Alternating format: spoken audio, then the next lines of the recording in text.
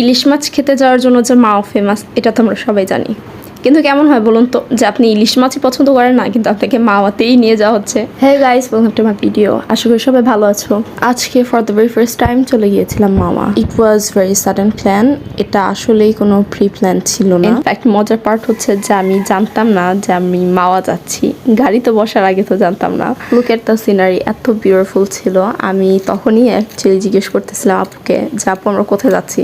So she said that আমরা মাওয়া যাচ্ছি। তখনই রিয়েলাইজ করলাম ওকে ফার্স্ট টাইম তাহলে আমার মাওয়া যাওয়া হচ্ছে। ট্রাস্ট মি ব্রো, সেদিন এতটা পরিমাণে গরম ছিল যে আমি একদম অস্থির হয়ে গিয়েছিলাম। ওরা কারা ভাই যার বলে আমি summer lover? I am a pure summer lover. ভাই ওরা অ্যাকচুয়ালি মানুষের পর্যায়ে পড়ে না, ওরা মানুষ না, ওরা মহামানুষ। আর এদিকে আমার আর সূর্যের সাথে আলাদা এই শত্রুতামি চলতেছে।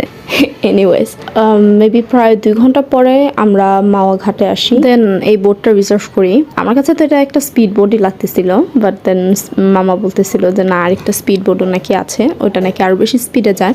বাট ট্রাস্ট মি এটা অনেক বেশি এনজয়েবল ছিল অ্যান্ড এটা স্ক্যারিও ছিল। আসলে এখানে না স্টিল থাকাটা অনেক বেশি কষ্টকর হইতেছিল, আমি দাঁড়ায় থাকতে পারতেছিলাম না। But it was a good experience. তো আমি এখানে আমার বড় আপুর একটু ভিডিও করতেছিলাম, ও একটু নাটক করতেছিল and scenery was very awesome. ততক্ষণে একটু সানসেট হয়ে গেছে, সো আমার অনেক বেশি কমফোর্ট লাগতেছিল।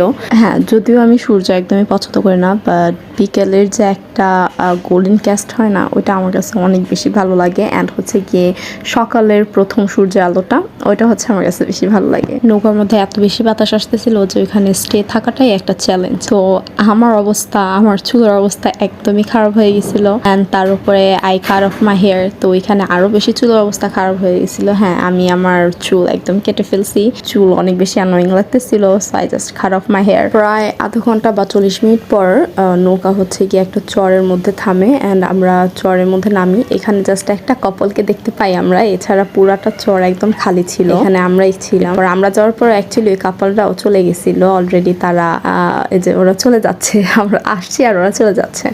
তো ধরতে গেলে এই চরের মধ্যে আমরা কিছুক্ষণ অনেক একা ছিলাম। ফিউ মিনিটস লেটার আমরা ওইখান থেকে রওনা দিয়ে দেয় এবং নৌকা করে আবার মাওয়া ঘাটে আসি। যেহেতু আমাদের সবার অনেক বেশি ক্ষুধা লেগেছিল, তো ঘাটের একদম পাশে মানে একদম নিয়ারেস্ট যে হোটেলটা ছিল সেখানে আমরা বসি। অ্যান্ড গ্যাস হোয়াট, খাবারের শুরুতে অর্ডার দেওয়া হয় ইলিশ মাছ ভাজা, যেটা আমি একদমই পছন্দ করি না। I don't know Y, but মানুষের টেস্ট ডিফারেন্ট হইতেই পারে। তো যাই হোক, সেখানে আবার ক্র্যাপও ছিল, তো আমি ক্র্যাপ খাই।